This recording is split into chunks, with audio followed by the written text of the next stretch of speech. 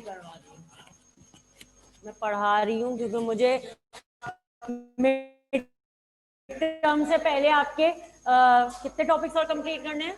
Micro एक topic और, फिर अगले टर्म में आप करोगे ब्रेन आई हार्मोन और इकोलॉजी, 2 टॉपिक्स, दो। अगर इकोलॉजी हुआ तो इकोलॉजी भी अगले साल जाएगा, वरना सिर्फ 2 टॉपिक्स, इनहेरिटेंस और रिप्रोडक्शन। 11 हो जाएगा। अब देखो क्लास 11th इस वक्त अपना आखिरी टॉपिक कर रही है सिलेबस का, जबकि पैंडेमिक का भी बीच में ब्रेक आया है, लेकिन क्योंकि मैंने एक्स्ट्रा क्लासेस उनकी ले के बीच में उनको बुला के करवाया है, तो उनका सिलेबस देखो माशाल्लाह सही कवर हो गया। उनके मिड टर्म में पूरा बायो का सिलेबस आएगा। नहीं मिशाल, इसमें ओ माय गॉड की बात ही नहीं है। देखो जब तुम मिड टर्म में एक दफा पूरा बायो का सिलेबस दोगी तो उसके बाद मॉक्स में दोबारा दोगी, तो जो भी आपकी तैयारी में कमी पेशी मिड टर्म में रह जाएगी आप उनको मॉक्स में कवर अप कर सकते हो, और मॉक्स के रिजल्ट के बाद you can actually prepare better for your finals. अगर मैं तुम्हें मिड टर्म में पूरा सिलेबस नहीं देती और मॉक्स में पूरा सिलेबस देती हूँ, तो फिर मॉक्स में जो शॉर्ट कमिंग्स होंगी उनको तुम कैसे कवर अप करोगे? सीआईई पे ही कवर अप कर पाओगे ना। आप पूछ लीजिएगा, अगर आपको एग्जेम्पशन मिल जाए तो आप छोड़।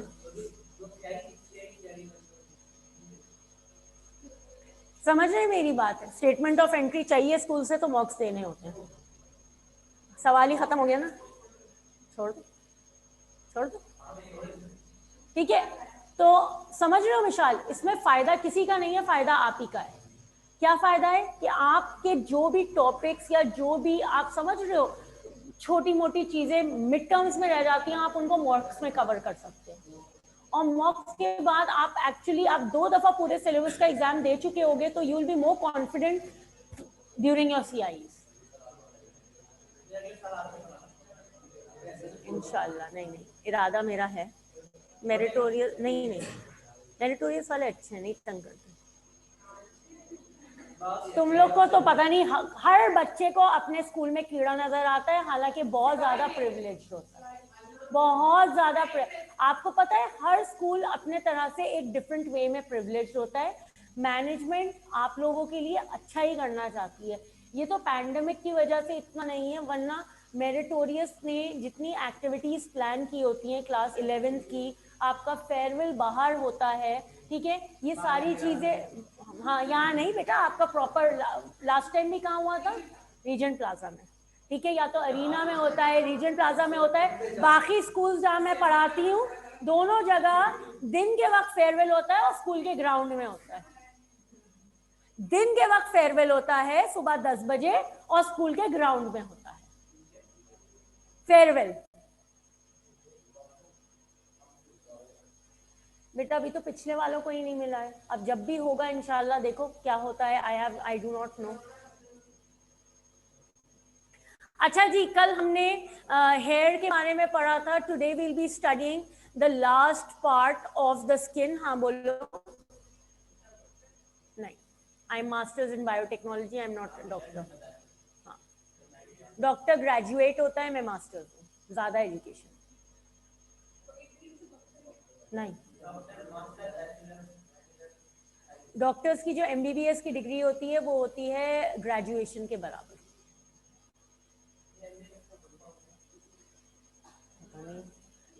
मेडिसिन बैचलर्स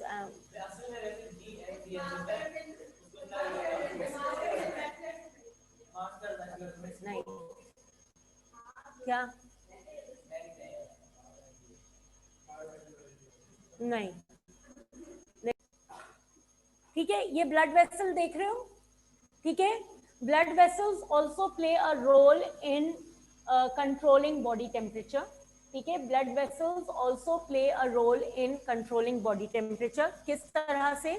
2 चीजें होती हैं ब्लड वेसल्स में, वैसो कॉन्स्ट्रिक्शन और दूसरा है वैसो डायलेशन, ठीक है, vasoconstriction and vasodilation. Vaso constriction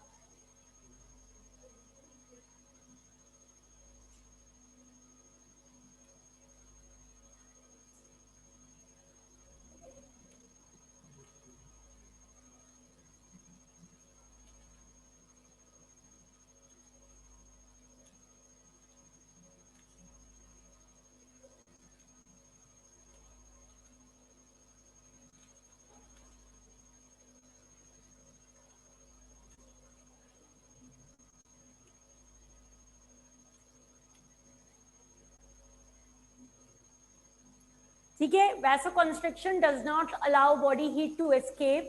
The lumen of the arteries become narrow, therefore reducing blood flow. Thus less heat escapes from the surface of the skin by radiation and conduction. ठीक है, vasodilation में क्या होता है? vasodilation में the lumen of the capillary broadens, increasing blood flow. Thus, more heat is lost from the surface of skin due to radiation. अच्छा, आप लोगों ने देखा होगा जब हम भाग दौड़ करते हैं या हम एक्सरसाइज करते हैं तो हमारा चेहरा एकदम से जो है लाल हो जाता है ना लाल, और हमें ऐसा लगता है चेहरे से या जिस्म से गर्मी निकल रही है, जैसे कहते हैं आग निकलना। बेसिकली क्या होता है, जब हम वर्कआउट करते हैं या हम पीटी करके आते हैं या फुटबॉल वगैरह खेलते हैं तो हमारी बॉडी हीटअप करती है। जब हीटअप करती है तो हमारे ब्लड वेसल्स जो हैं वो ब्रॉड हो जाते हैं। जब ब्रॉड हो जाते हैं तो उनसे ब्लड फ्लो इंक्रीज करता है और हीट जो है वो ज़्यादा से ज़्यादा एस्केप करती है। दैट इज़ द रीज़न हमारा चेहरा भी एकदम से लाल हो जाता है। क्यों लाल हो जाता है? क्योंकि ब्लड फ्लो हमारी स्किन के नीचे इंक्रीज कर जाता है, so that more heat is lost. लेकिन इसी का वाइस वर्सा क्या होता है कि अगर हमें गर्मी सर्दी लग रही होती है तो एकदम फीका पड़ जाता है चेहरा, पिलाहट आ जाती है अक्सर चेहरे पे जिनको ठंड लगती है। क्यों? क्योंकि वेसल्स कॉन्स्ट्रिक्ट कर जाती हैं, नैरो हो जाती हैं। नैरो होने की वजह से क्या होता है, उनसे हीट जो है वो कम गुजरती है, सॉरी ब्लड कम गुजरता है, ठीक है, जिसकी वजह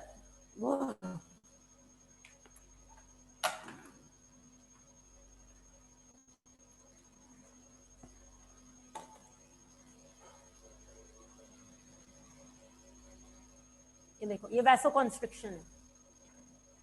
आर्टरी का जो ल्यूमेन है, कैपिलरी का ल्यूमेन, वो क्या हो गया है? नैरो है। नैरो होने की वजह से यहां से कम ब्लड फ्लो होगा। ठीक है, क्या होगा? कम ब्लड फ्लो होगा।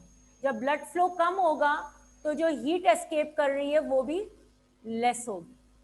ठीक है, लेकिन अगर यही हमारा आर्टरी का ल्यूमेन ब्रॉड होगा, यानी वैसोडाइलेशन हो गई है, ठीक है, जब वैसोडाइलेशन होगी तो ब्लड फ्लो क्या होगा? ज्यादा होगा।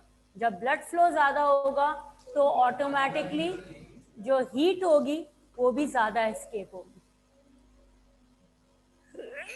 अल्हम्दुलिल्लाह।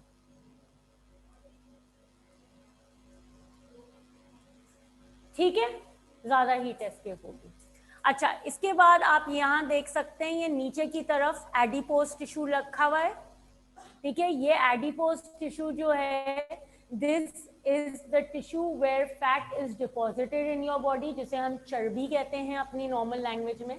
ठीक है, और this area actually insulates the body heat also. Adipose tissues में जो है वो फैट डिपॉजिट हो जाते हैं, और फैट डिपॉजिट होने की वजह से यहाँ पे क्या होता है? हीट इंसुलेट होती है। Clear? Adipose tissues deposit fat dermis से नीचे।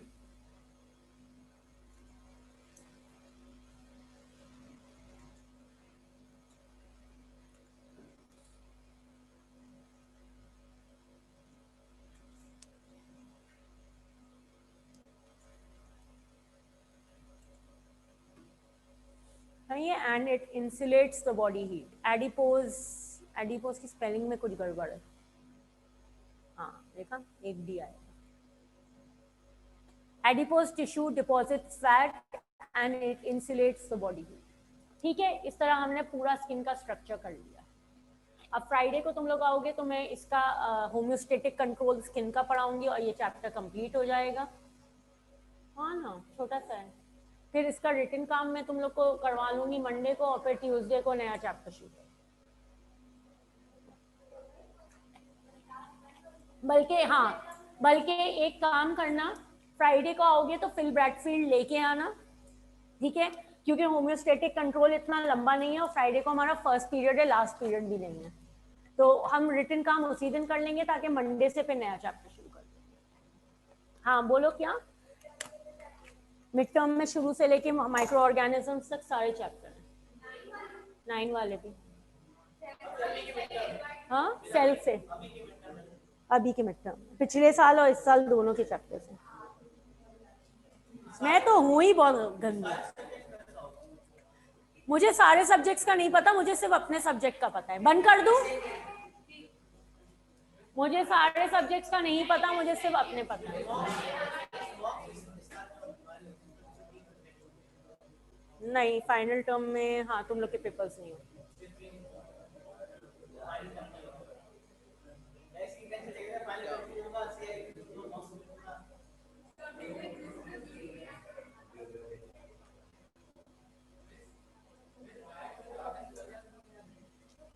बायो में क्या?